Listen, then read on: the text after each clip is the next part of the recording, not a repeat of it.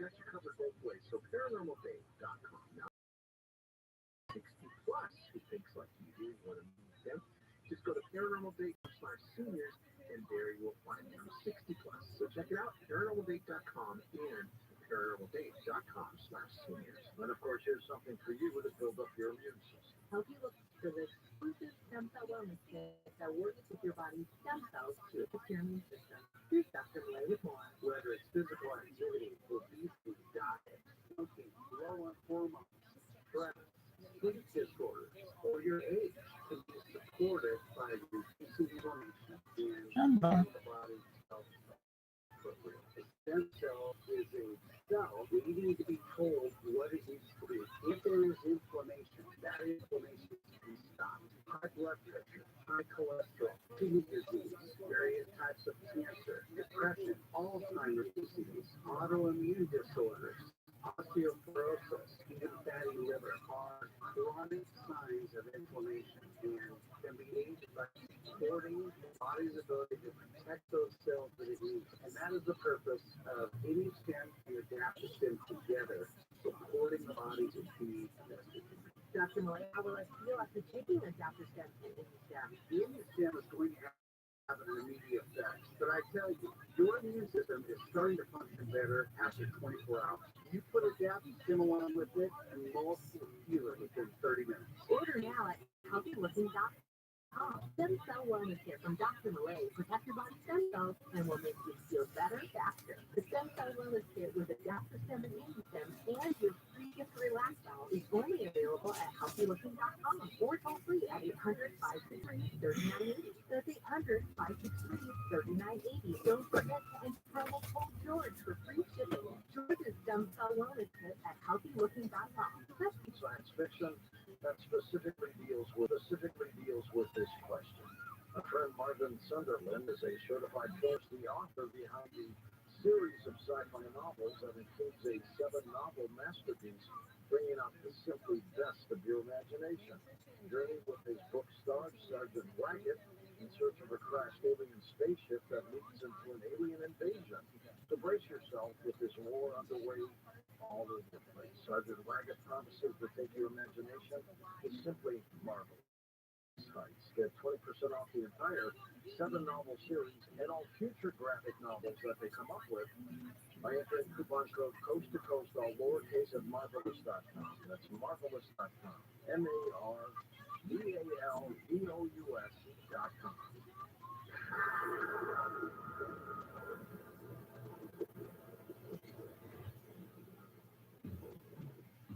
Real people, real stories. I have bruising because all over my arms. 3 weeks after I was on the carnivore, I noticed, I'm looking at my arms, and I said, gee, I don't have any bruises on my arms, and I'm always full of bruises. I can't put my finger on it, but I know something's happening. I have to tell you, that has to be the carnivore.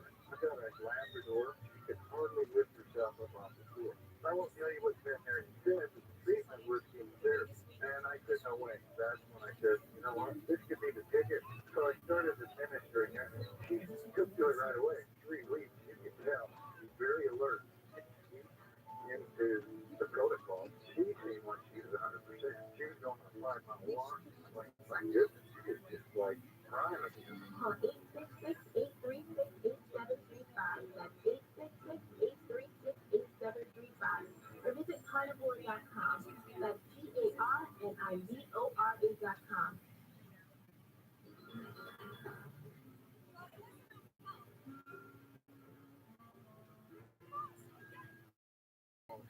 Seen that in mind yet. I have not watched the film yet, but I am aware that it's coming out. What do you think of Hollywood when it comes to that? You mentioned a little bit about that with Russell. Yeah, I think it's always going to be a subject of fascination for Hollywood because it's ultimately a great story. And that's kind of one of the things that we need to do when we talk about dealing with spirits or dealing with possession directly, which is what are the morality of these things? And is it always very clear-cut good guy versus bad guy kind of situation? Sometimes I wonder about that. Sometimes I wonder if the entities or spirits that we encounter might not necessarily mean us we seem insignificant to them. That's bad news for us. But fortunately, there's some other spirits and methods and entities and deities that do seem to matter more too, depending on who you ask. There's a person that use it as something that can be used to thrill and to scare, and I love all of those things. I love a good horror movie, but I don't think does a good job of educating the public as to what that. And a great example of that would be one of the most recent Conjuring films. With the villain of that film, Conjuring 3, were explicitly occult, which tracks well for the Warrens, who are very traditional and Catholic, but I think an unfair representation of what occultists are actually up to. And Dan, when people are being exercised, do they have a belief system themselves, or does that matter?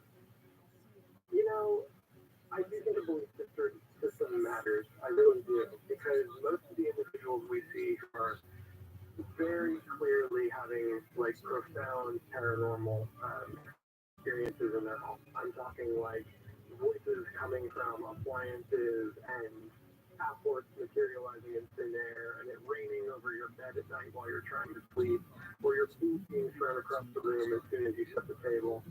By that point, most of the individuals who we encounter don't have a very firm concept of a belief system in the paranormal, other than this is happening to me and it's terrifying and I want it to stop. People who are heavily invested in their beliefs, and what we see is, and this is just based off of our anecdotal, but it doesn't seem to matter if you're Jewish or Christian or Islamic. If you have a very firmly rooted belief system and a great deal of faith in your belief system, that seems to almost inoculate individuals against spirit possession or demonic possession in their homes. It's generally when we have people who have activity.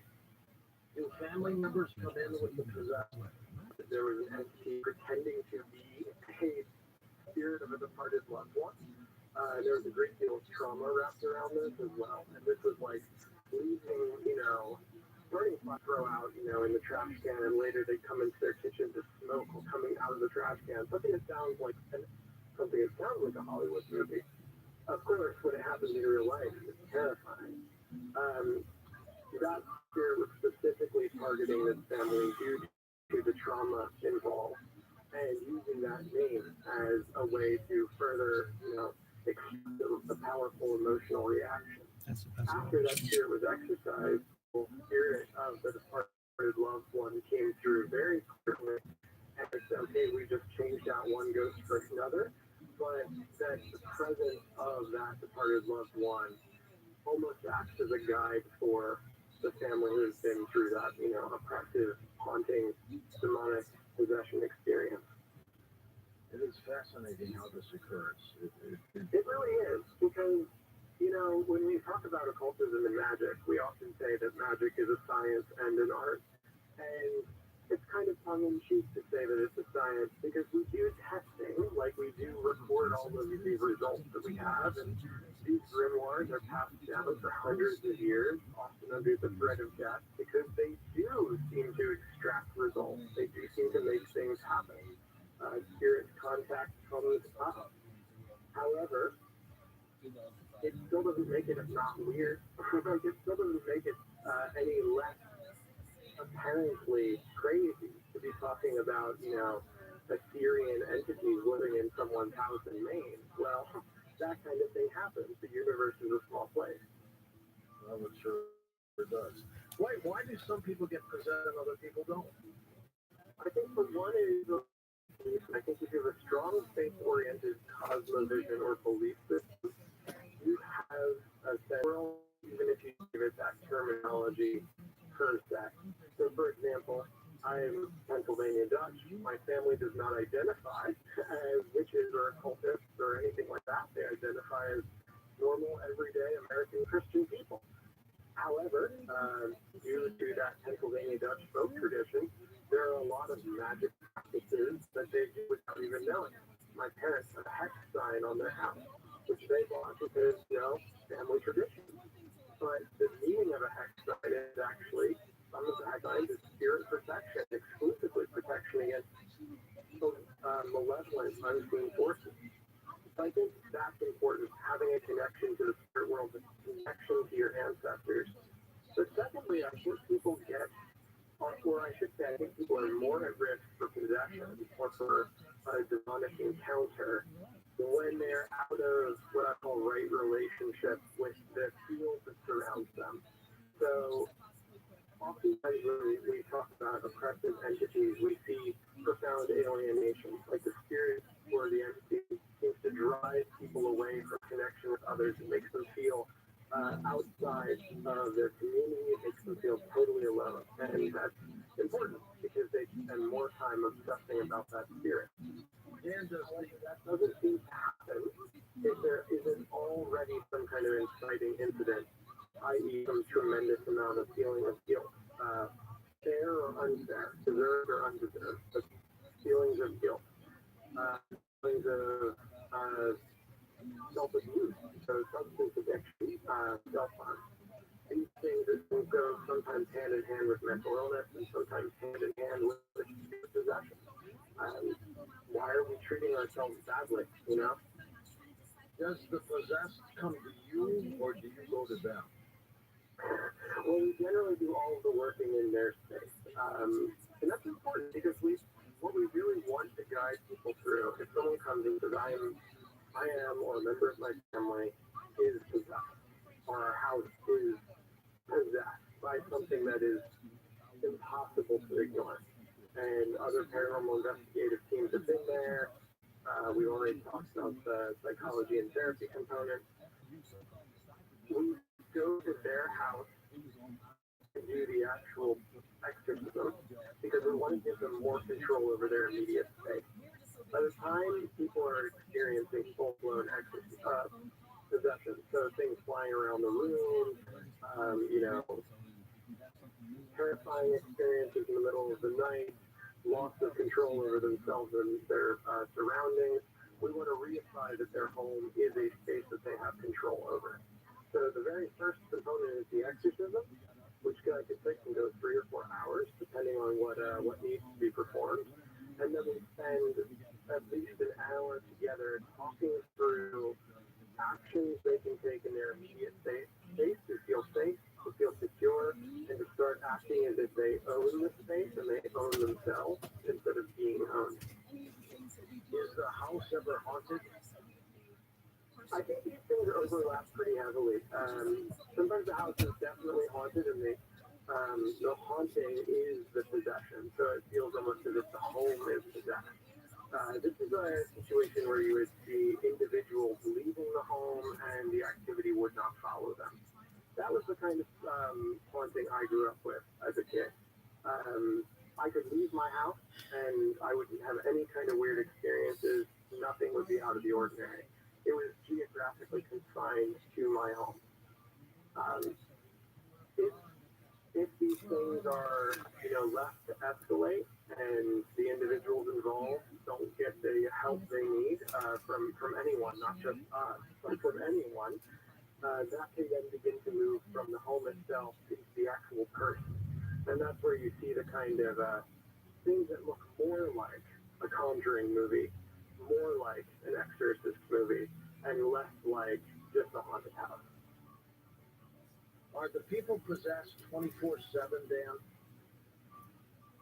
I think it depends what we mean by possession. To be possessed is to be controlled by or under the control of an entity. And that entity might let you do things or experience things that either provide it with more energy or power, and so that's generally making you terrified. But when that entity feels attacked or when that entity feels like it's going to be displaced, that's generally when we see the most kind of immediate exertion of control over the individual who is quote-unquote possessed. That's when you see the kind of like facial changes, voice changes, insult, general blasphemy and heresy. That's when you see those things come out. And that's only really once we've kind of pressed that spirit or entity into a corner. Has anybody ever died from being possessed? There are accounts of that, especially accounts of that in I'll call them Southern Hemisphere kind of Catholic traditions. And that's not to like pin that on the Catholic Church writ large. That's just I think a feature of type of spirit invocation that's done in those geographic areas. However, it is extremely, extremely rare. And I would say for a modern kind of exorcism that's done under the oversight of multiple protected bodies, so not just, not just an exorcist and someone who needs to be exorcised, but a whole team of people. The harm that could come to a person is I'm more likely to get hurt, Kat is more likely to get hurt than the person who is being afflicted. Because that's really about, again, building energy and the entity trying to scare as many people as possible. But as I often explain, the entity can't really be here without you. In many ways, these things are parasitic. And so we want to remove that parasite, but the parasite would kill the host. Wow. Fascinating work, isn't it? It really is. I know I've said that before, but just as I sit here and talk with you, George, I think, man, Dan, you sound like a nut. You've made this your whole life. You sound like a crazy person. It's okay. I can't also deny what I've seen with my own eyes. I can't also deny the experiences that I've had and that others have had. That's a big reason why I wanted to come out and talk with you today, is just to kind of get into the weeds on, okay, but do exorcisms have to look like this terrifying thing that we've built them up to be in TV and cinema, but also do they have a place in 2023? Like, should anyone still be doing these things? And I think the answer to that is obviously yes. Absolutely. Have you ever consulted with a Catholic priest with what you do? Yeah, I've spoken with quite a few Catholic priests, and I think the refrain that I will echo is the same one the Warrens had, which was essentially the aspects of the church that are interested in modernization and kind of dismissing the superstition and hokum. You don't get a lot of official confirmation or official conversation with places like the Vatican, certainly not the Holy See, or even like the national arm of that establishment. However, I've spoken to many priests who privately have been involved in the work, or also are strongly convinced that it's an important thing that the church has, I won't say abandoned, but certainly isn't giving enough resources to or focus on in this current moment. I mean, how many exorcists do you think the Catholic Church has? I think technically, when it comes to saying the rites of exorcism, within the Catholic tradition, any of the Catholic priests could be and have the authority to perform an exorcism. Now, granted, the institution makes sure that there's a lot more double checking, and I can understand that. I think it's important to have those checks and balances. But there's a great number of priests who are interested in this work. There's just not a great number of official channels for them to work through. Have you ever turned down someone coming to you for help? All the time. And that's not a mean thing. That's not like, oh, I just don't want to work with you, or oh, I'm so busy. It's a question of, are we the right fit for you? Can you help them? That kind of thing. Yeah, exactly. Exactly. For some people, we are exactly the type of person who can understand what their belief system is and work with them on this project and understand that something like this will take some time. And I should make it clear we don't charge for this. Like, this is a service that we provide. However, there's some people that either due to their faith background that we just don't have a good understanding of, or a spiritual tradition that we have no business really being a part of. So I would say, like, voodoo is something that I'm not initiated into it. I have a rudimentary understanding of it, but a voodoo priestess or a voodoo priest would be a far better person to do that job than me. And sometimes we do screen and say, you know what, we're not feeling that this has anything to do with a spirit phenomena. This is not a demon. That's a good point. Dan, we're going to come back and take calls with you next hour. Find out more about tonight's guest. Log on to coasttocoastam.com.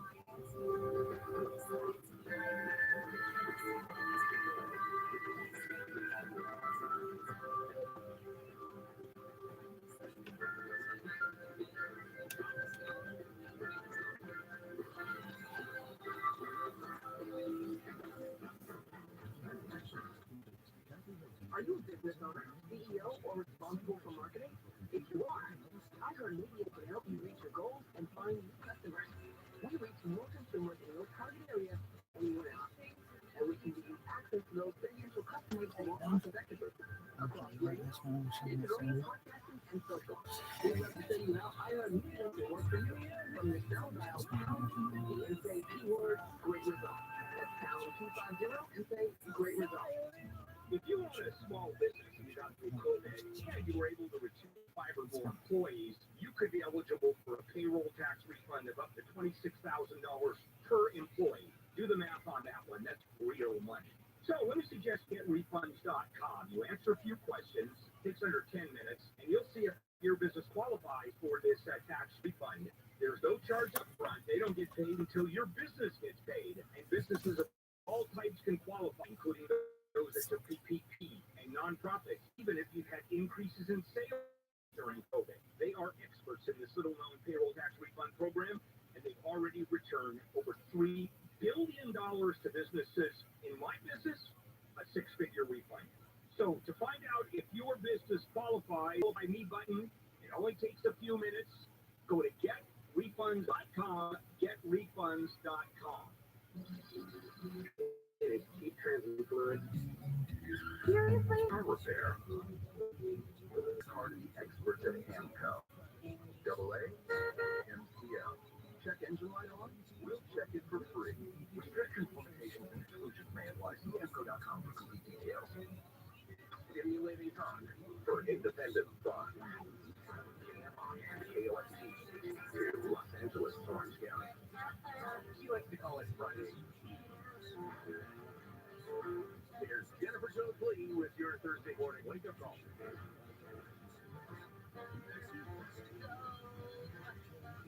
It wasn't the game that we wanted it to be. However, we had an amazing time at the Dodger game yesterday. I mean, when you talk about picture-perfect weather, it was one of those where it was sunny and a little bit warm, where you were just kind of sweating in the seats. Totally worth it. Went with Tyler. Had a great time, right?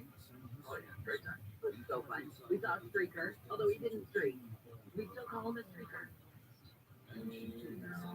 It was my first experience of actually being there when somebody runs across the field. 9th inning, Messer in the outfield. Dude fails over the wall, I guess, in left field. I think he took the short portion left. Okay. And I think we should call him a disconnector. Oh, I like that. Because rather than get young, he has to be a streaker. So this guy just tools across the field, then all black. Kind of, it was like maybe like side hair. And he's filming himself, so you know he was Instagramming live or something. And that team of security mowed that guy down. Like, it was a full-on football hit when they got it. But he made it to second base. Like, I was kind of impressed how far he made it. Anyway, this security team, and we were talking about it this morning, these guys clearly trained. And they mowed down this kid and then got him up. And the best part was when they were taking him off the field, because they got him, with like zip tied or something behind his back, and they're taking him off the field. They were running with the kid, but they have him in front, and they're sort of just like bush running him. It's great. Dodgers love. The garlic fries, amazing. Just had a good time. You can see all the pictures. You can see us even doing the take me out to the ball game, because that's the part I decided to video. So that's up on Instagram, JJLKFI. Almost the weekend, you guys. Here's what's going on. The mayor of LA lost the city rebound from the riots in 1992. Richard Reardon has died. An LAPD officer has been suspended for his actions during a fireworks explosion that displaced dozens of people in South LA. And we had at least 15 tornadoes. I think so far we're up to 2 people killed in these tornadoes that were reported across Oklahoma, Kansas, and Iowa just in the last 24 hours. Also, we're going to talk to Aaron Turkey about the Alvin Bragg versus Jim Jordan case. Oh my gosh, it just got juicier in some ways yesterday. So the drama continues. We'll get into that in a little bit, but let's start with some of these stories coming out of the KFI 24-hour newsroom. We start with a crime spree through LA and Orange counties, and now a guy's been arrested. The feds say Namir Green tried to rob 31 gas stations and convenience stores over a 3.5-week period. Booking documents show from March 21st to April 15th, Green also carjacked at least 2 vehicles. Prosecutors say Green would demand cash from employees at gunpoint and threaten to kill them if they didn't hand over the money. Jailed to steal a little more than $15,000 during the robberies. Green could get 20 years in prison. He was charged under the Federal Hobbs Act, which is interference with commerce by robbery. Steve Gregory, KFI News. An LAPD officer has been suspended for his actions during a fireworks explosion that displaced dozens of people in South LA. Police records say the officer was suspended for 10 days without pay for being deficient in their duties. A report found a lack of training and supervision directly led to the catastrophic explosion in June of 2021.